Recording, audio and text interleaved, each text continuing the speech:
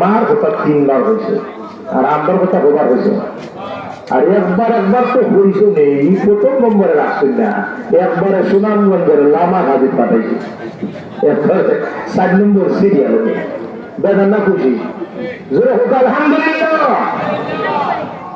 এবার আসুন মায়ের কথা নবীজি কেন 3 দিন বার বললেন এর কারণ আছে না নাই? ওই পৃথিবীর মানুষ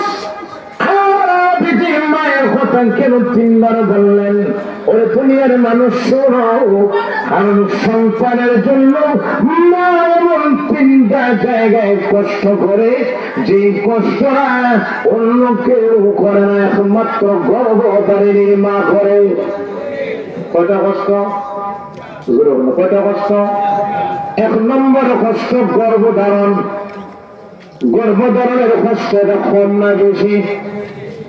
ওই পুরুষত্ব একটা পাথর টুকরা ইটের টুকরা হাতে আধা ঘন্টা সময় নিয়ে রাখতে পারবেন না, হাতে ব্যথা করে ফেলে দিবেন, ঠিক না ঠিক? কিন্তু একজন মা তার গর্ভের সন্তানটাকে 1 দিন 2 দিন 1 সপ্তাহ 2 সপ্তাহ না 1 মাস 2 মাস না, একটা মা